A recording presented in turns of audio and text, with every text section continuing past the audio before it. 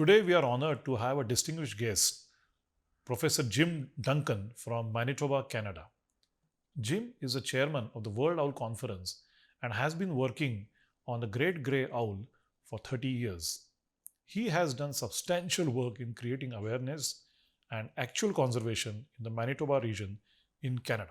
To start with, Jim, can you explain to us a little bit or brief us a little bit about your background in owl conservation? Hi, I'm Jim Duncan. I'm talking to you from the middle of a beautiful tamarack, black spruce, and cedar bog.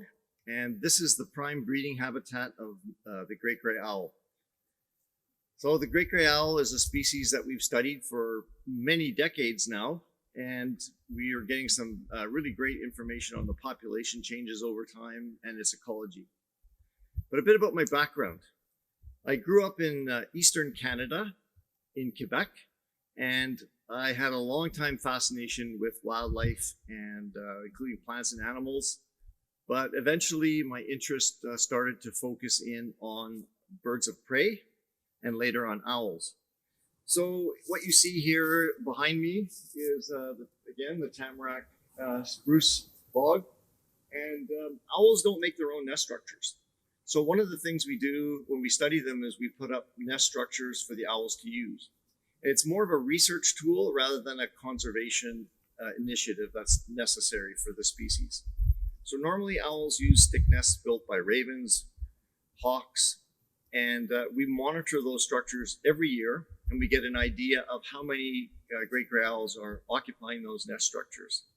We can compare that change in number of breeding owls from year to year and correlate that with small mammal prey. We can also look at the number of owls that we see in the winter, and we catch and band those, and we get information on the age, the sex, and the body condition. And so we can tie all these different elements of information into a picture of the whole ecology of the species. Well, in India, we have a lot of superstitions about owls, and a lot of owls are persecuted owing to these superstitions. Do you have the same condition in Manitoba as well? So I know that around the world, in different parts of the world, and at different times, there's been considerable superstition surrounding owls, especially because most of them are active at night. They make sounds that are kind of scary to people. And so there's all kinds of myths and legends and stories about owls that actually aren't even true. But in Manitoba and Canada, there's very few superstitions about owls currently, but it's really interesting to learn about them. Nonetheless, they do face a lot of challenges, and we talked earlier about one of the biggest challenges to any species, including owls, is habitat loss and degradation. But probably one of the biggest challenges that face owls and wildlife is what I like to call apathy. Whether or not people care about the natural world and different species. And human populations. Human population growth is certainly the reason why habitat loss and degradation are accelerating. And so you can manage those by protecting areas of sufficient size and quality to maintain populations of species. But there's other things, such as pesticides and herbicides. We can certainly learn which ones are harmful to owls and when to apply them and where, and to avoid them where there's conflict that might put owl populations at risk. There's other things such as climate change. How those factors affect owls are complicated and intricate. You might change the timing of pollination of plant species that feed the herbivores, that feed the owls, that in turn affect the timing and the cycles of nature. Such as we have certain mammals in Manitoba that turn white for the winter and brown for the summer, and that helps them camouflage. But with the changing climate, sometimes the timing of those changes in their coloration doesn't match with the seasons anymore. And so those populations of prey items become especially vulnerable. You've got disease. As climate change affects the world, it affects the distribution and expansion of different disease. factors. And humans also assist the migration and transportation of disease. A prime example is West Nile virus. It arrived in North America and spread quickly across the continent. People were certainly affected and some people died from it. But it had a disproportionate impact on species like crows and corvids, and also certain species of owls.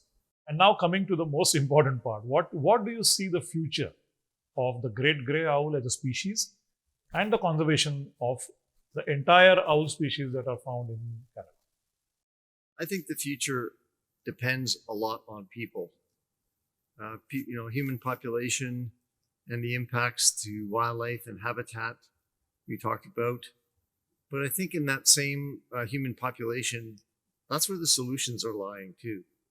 So we talked also about apathy, trying to get people to care about owls and nature and wildlife. And I think one of the ways to do that is to give people a firsthand experience so that they can become familiar with and even grow to like or even love things like owls and wildlife.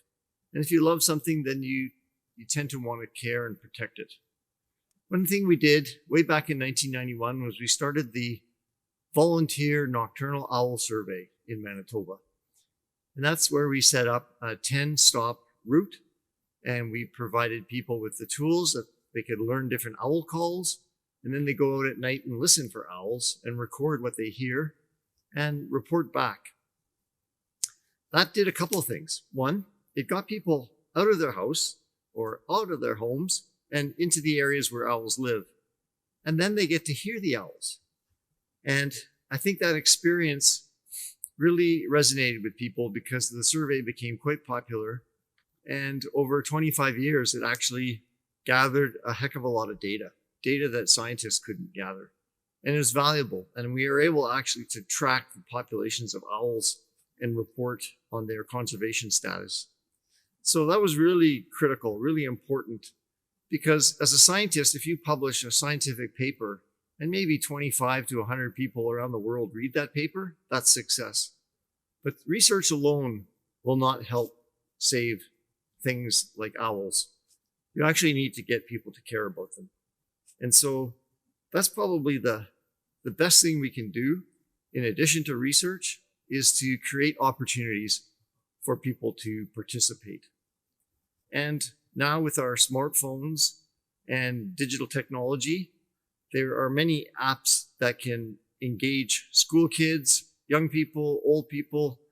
When they see something of interest, they can take a picture of it, they can upload it to an app like iNaturalist, and they can help contribute to our knowledge about the distribution and relative abundance and conservation status of the variety of wildlife that live in Manitoba. We have over 40,000 wild species of plants and animals, and we hardly know anything about most of them. So everybody can make a contribution and they can get involved. So that's what I think is probably the most important thing for the future of owl conservation, is finding ways to engage people.